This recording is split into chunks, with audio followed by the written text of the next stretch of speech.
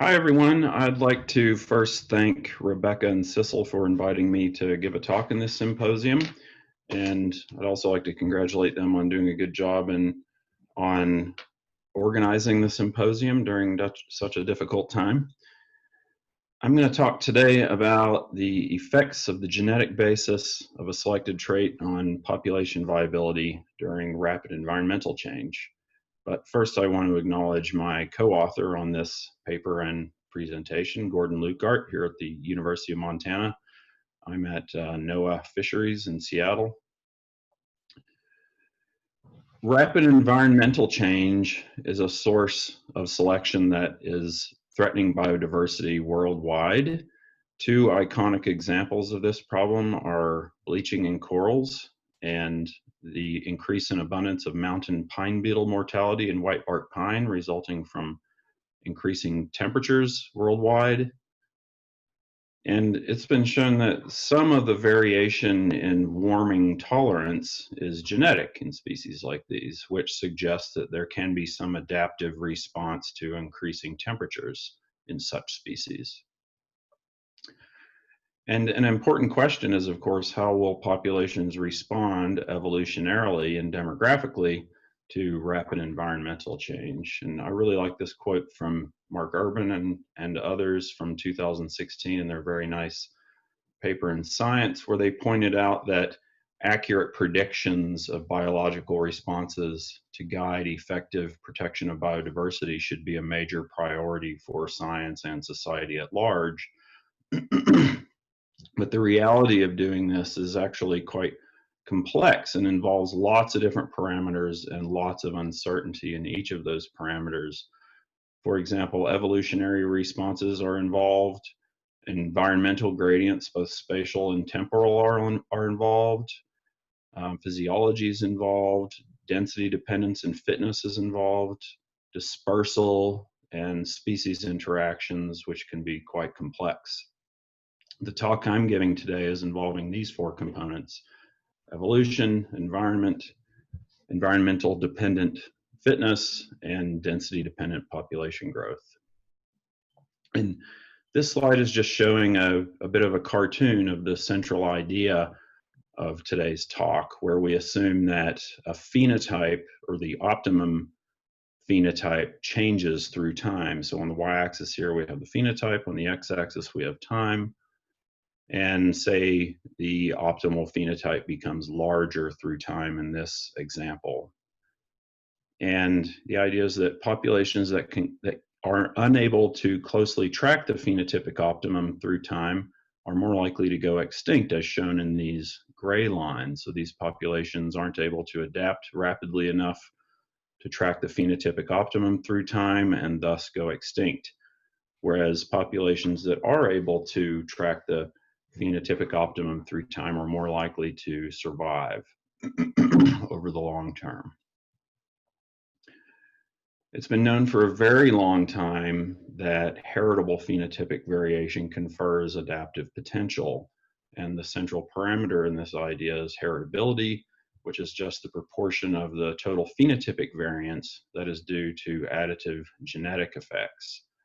And increased heritability confers a larger ability for a population to respond to selection over a single generation. And this is summarized in the classical breeder's equation, where R is the phenotypic response over one generation, H squared is the heritability, and S is the selection differential, which is the difference between the population mean phenotype and the mean phenotype among the parents of the next generation.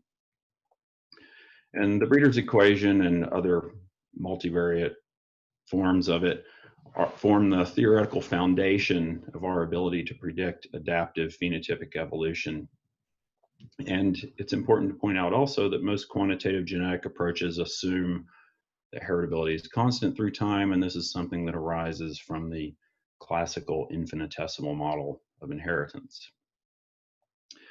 However, there are lots of traits that are affected by loci with very large effects, and some examples of these include horns in sheep, and coat color in snowshoe hares and mice, migration timing in Pacific salmon, beak morphology in Darwin's finches, morphology and mating strategy in the ruff, and age and size at maturity in Atlantic salmon, and disease resistance in Tasmanian devils.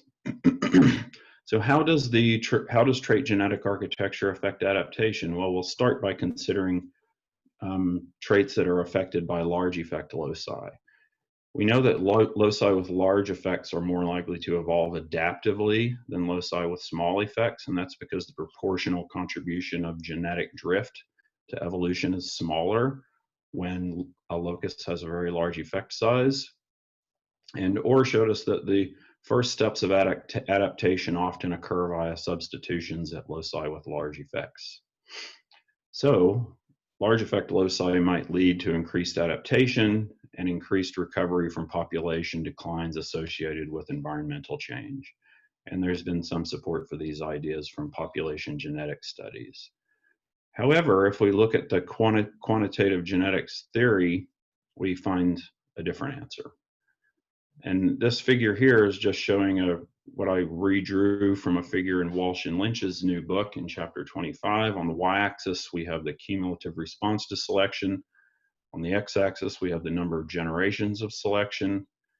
And in each case, the trait is starting out with the same heritability, in this case 0.5. And we look at the evolutionary dynamics when there are 250 small effect loci involved, when there are only 25 loci involved of intermediate effects, and then 10 loci involved with relatively large effects.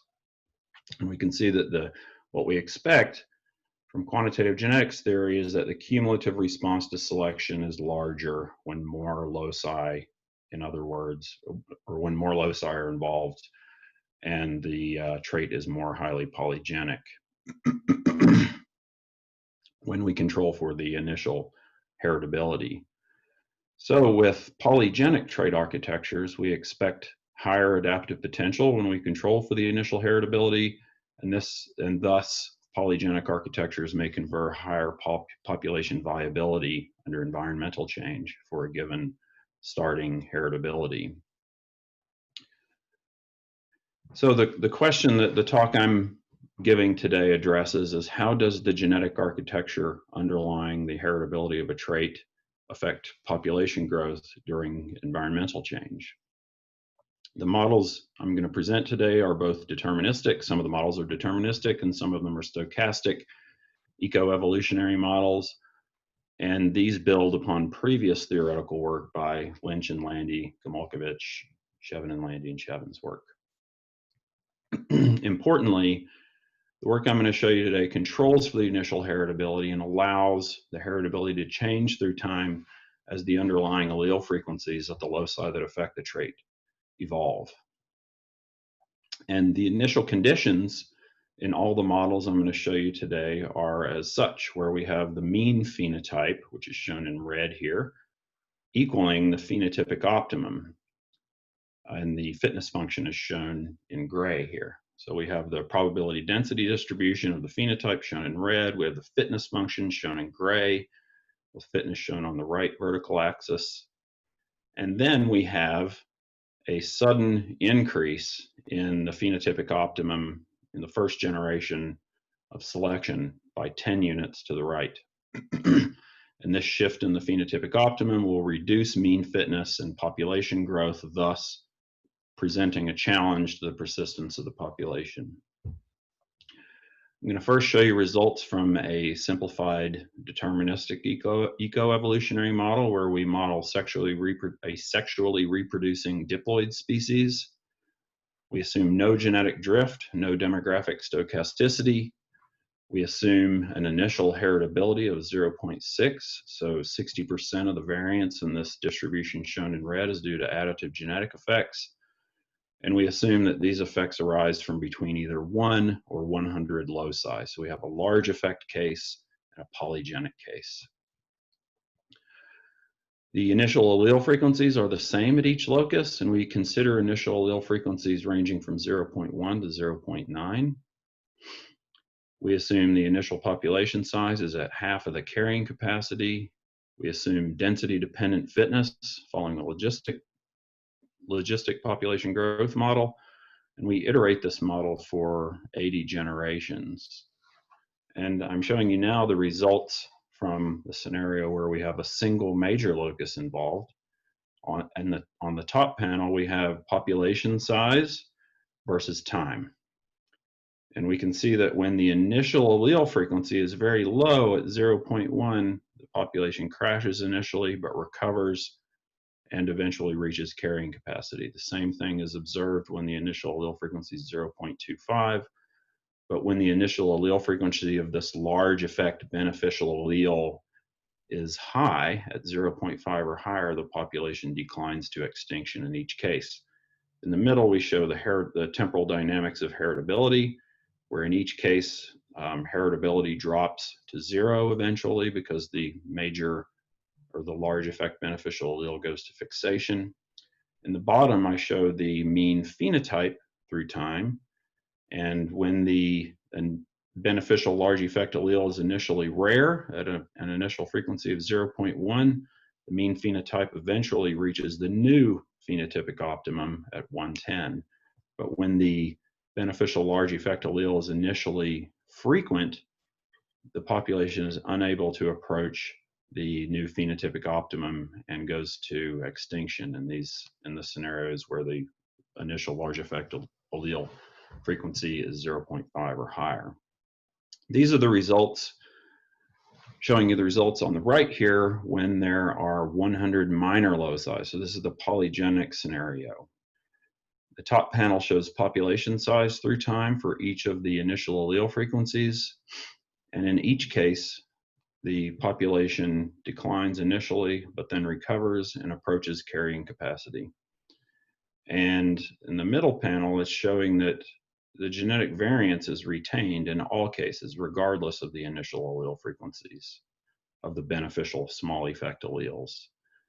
And in the bottom, we see that the mean phenotype in all cases, regardless of the initial allele frequencies, approaches eventually the new phenotypic optimum of 110. And I should say that this phenotype is expressed in arbitrary units.